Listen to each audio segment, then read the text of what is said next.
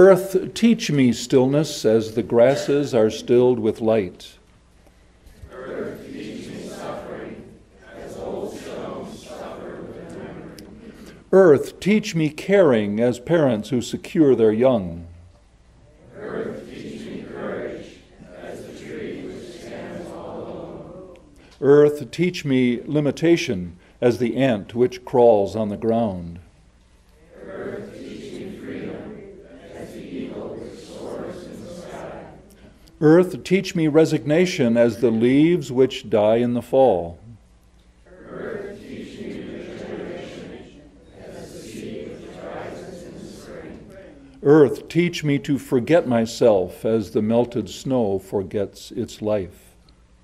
Earth, teach me to remember kindness as dry fields leave with rain. My name is Heather Palmer, and I'd like to welcome you to Fountain Street Church. I have been here, come to Fountain Street Church my entire life. In fact, as many of you know, I came in a basket. Not they didn't have car seats back in the olden days. And I went through Character School, which is our youth group, and then I went through Tower Club, which was actually in the tower at that point. And then I went to Fountain Club with Jack Bowers, and I actually worked here a while for a few years in the Character School. And now I am working for Fountain Street Church in weddings. So I do help with rehearsals and the actual wedding, and I see David and Connor and Marilyn, who plays the organ quite often on the weekends in the summer. But I also do things, that's my main work, but I try to do volunteer work in the church, and that keeps me connected with the rest of the people. I work for the volunteer for the Choice Abortion Fund. I work on the Memorial Guild. I do Reverence for Life, which is our Animal Sunday, which is a fun thing to come to. I help with the Women's Association projects, Purple District activities, gardeners, visiting shut-ins, holding a sign at Rosa Parks Circle, and I volunteer for the Religious Services Committee too. These things are once a month, once a year, once a day, depending on what they happen to be. But I found that this is the greatest way to be connected and to meet other searchers and friends and to grow. There are many ways to get involved if you're interested, from staying after the services and having just a cup of coffee, or maybe discovering other activities in the social hall that go on after the services on Sunday, such as lunches and expos, bake sales. But you could also cross the threshold on a weekday and discover lots of the things that go on in the heart of the church. Taking classes, participating in district activities, volunteering for a board committee, social action, planting a flower, having fun in Character School, or singing in the choir, among other things. So I invite you to discover, past the services, the heart of the church. You are welcome, and we hope that you enjoy this place as much as we do.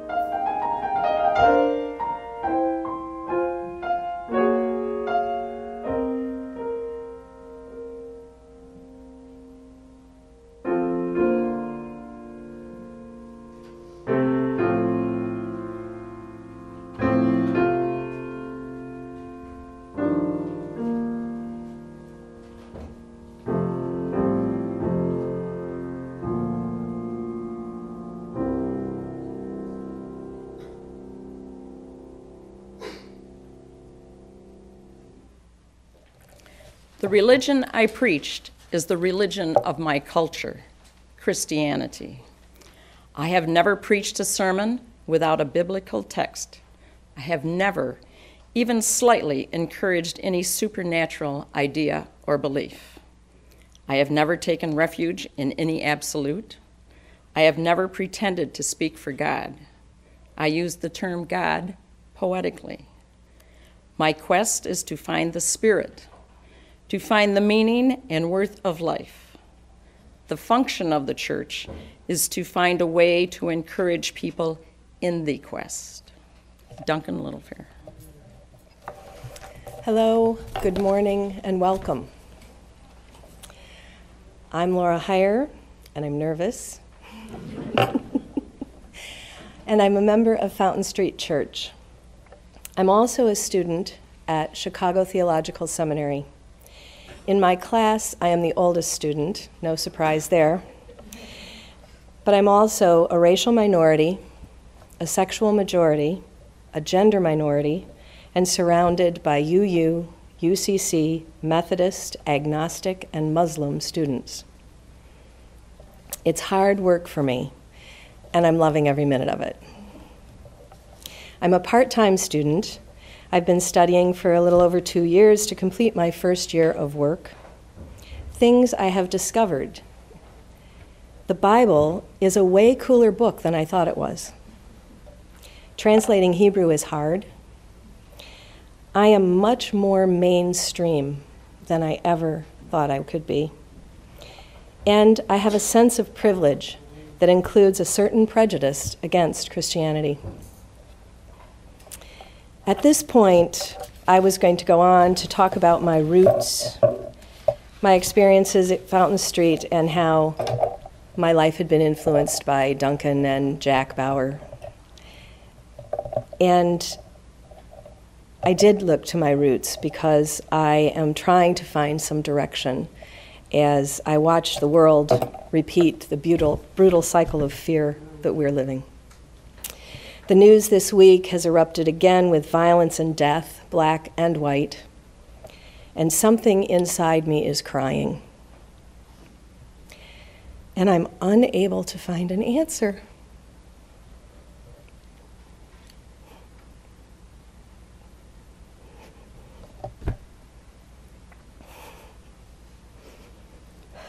Governments, religions, they serve to control peace and incite war.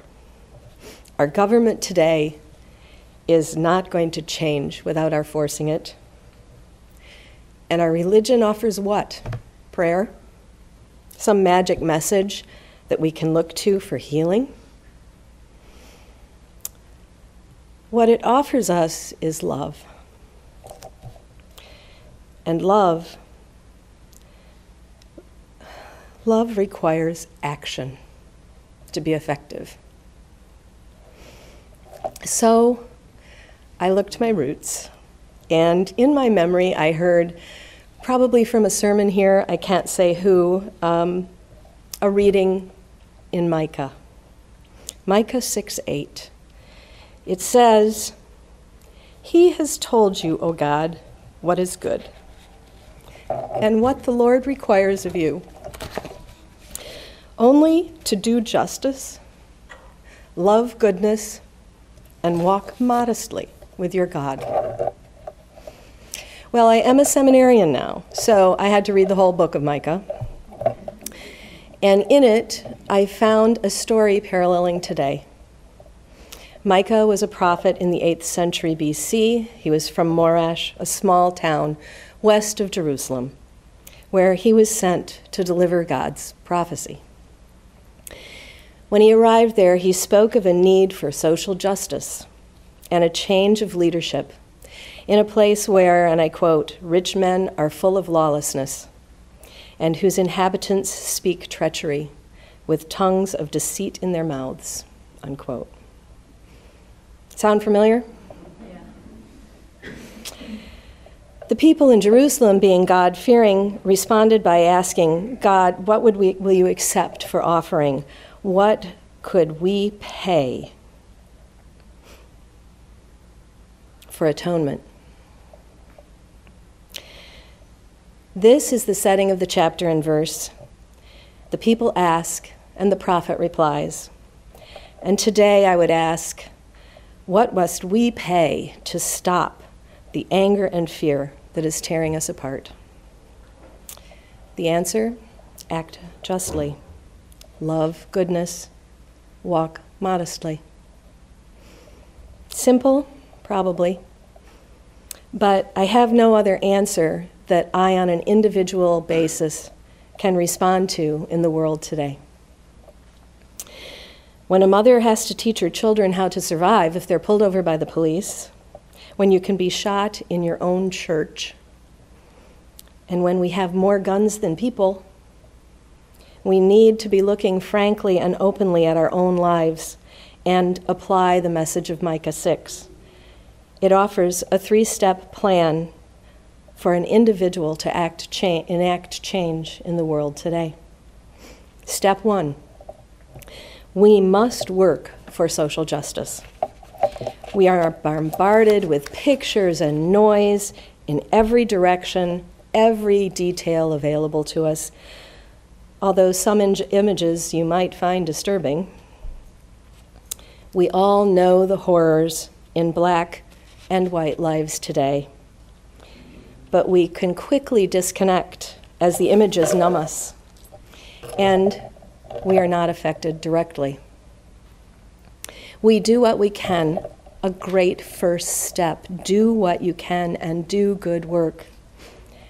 But to act justly calls for us to do more, to take action whenever we see injustice, and not to do injustice ourselves. It calls for us to examine and see the accidental injustices that we may be doing and correct that behavior. For me, white privilege is one of those injustices. It's something that I struggle with, but I live every day. I am suggesting that we must take time to consider the injustice inflicted on others because of social privileges we assume. For some, it is hard to see. I know I catch myself almost every day wondering if I have offended while simply being myself. Here are some things I realize that I take for granted. I can buy a magazine or a newspaper and see people like myself in positive images. I can read a text or a history book and see my race in their representations.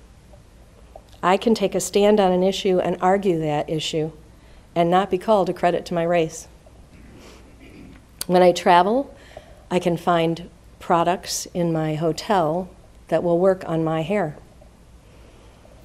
People do not assume I reached my professional status because of the color of my skin, and my skin color does not affect how my job performance or financial responsibility is judged. None of these are things I do consciously. They just are because I am white. But I would not like to lose them. I think about it. What would it be like to study history and not see a reflection of my own color, or try to take a political stance when my color is not represented? The past 8 years are the first time in American history that Black children have seen an image of someone like themselves representing the presidency of the United States. It took too long. Step 2. Love goodness. Another translation, here's that Hebrew, is kindness. Be active in your kindness. We cannot change how we are born.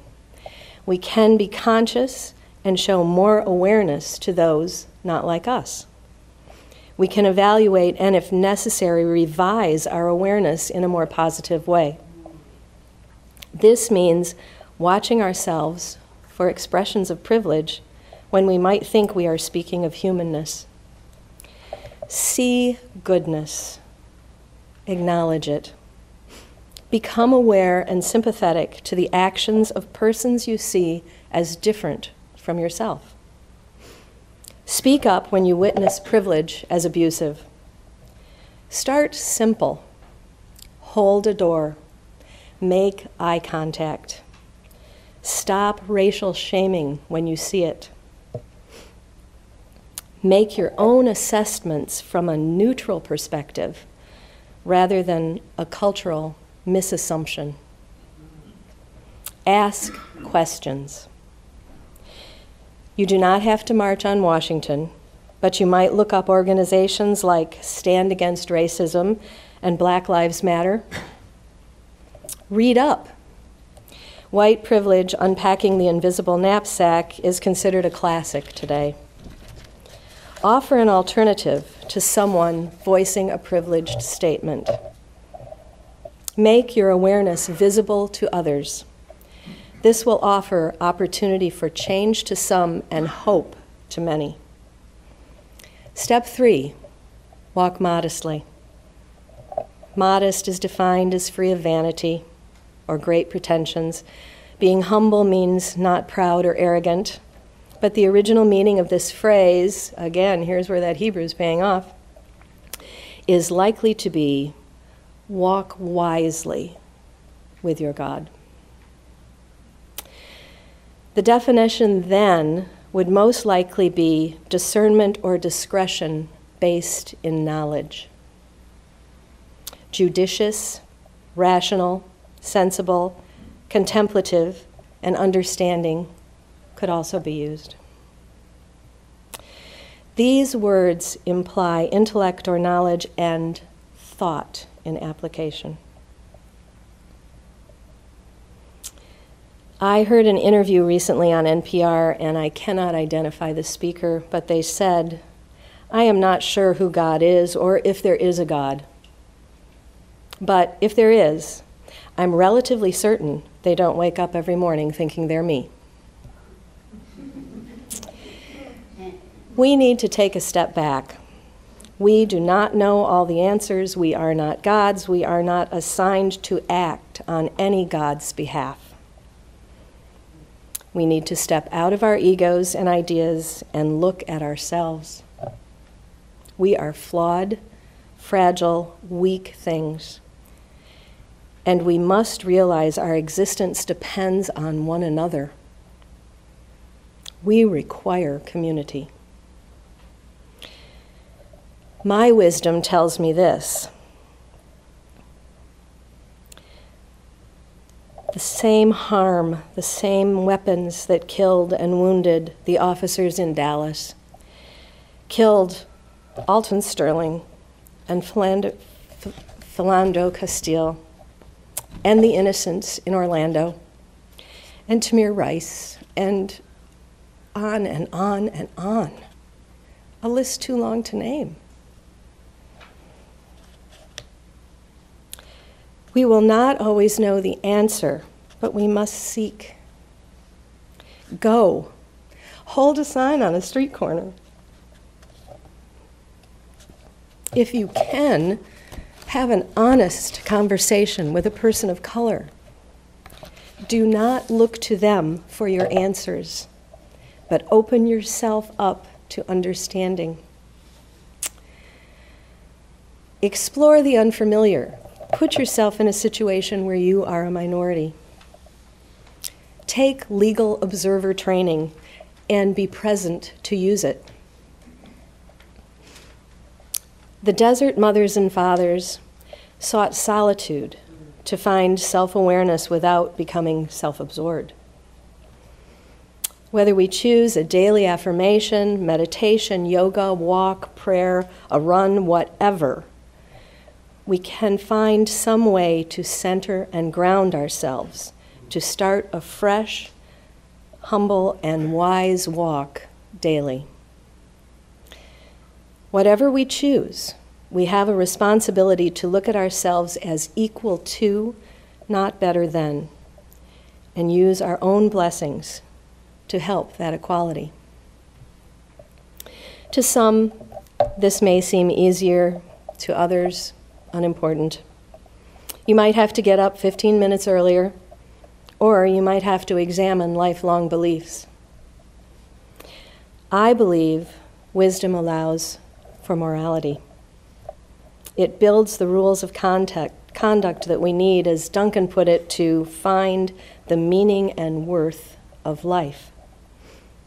Part of wisdom is fairness. White privilege shapes the way we see the world and the way the world sees us.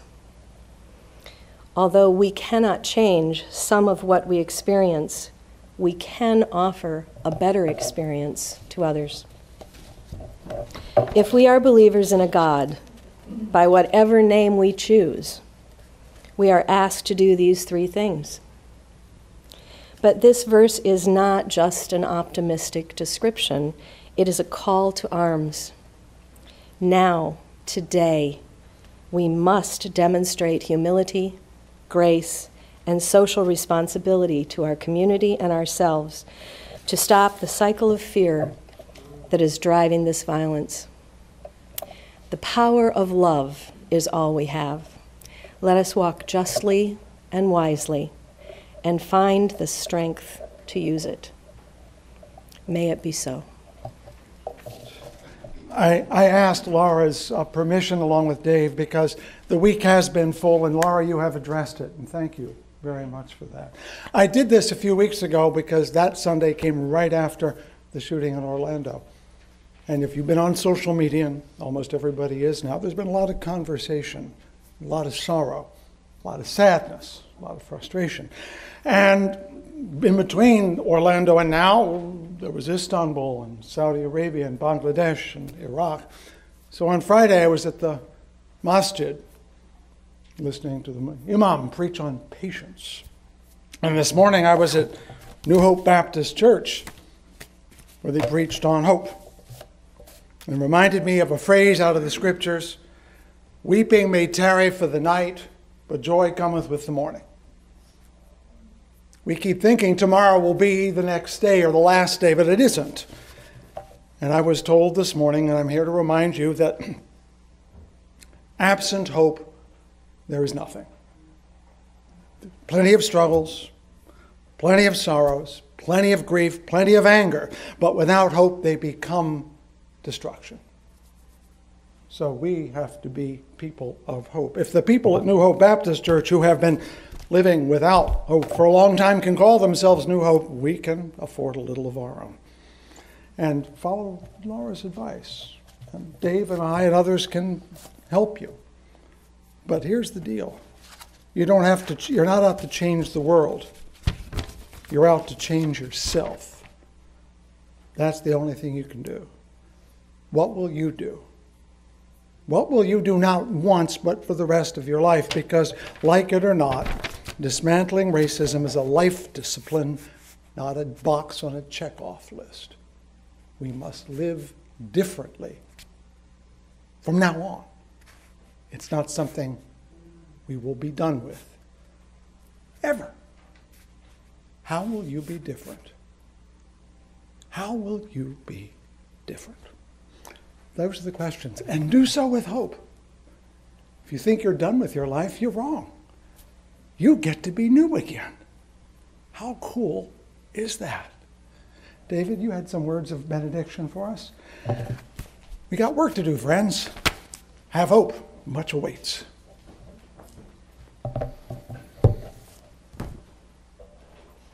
There is love. There is hope. There is justice. There is peace. Not nearly enough of it. So you embody it. Embody the hope and the love and the justice, the goodness, the grace, the kindness, and go forth. Be a new person. Spread the love. Amen.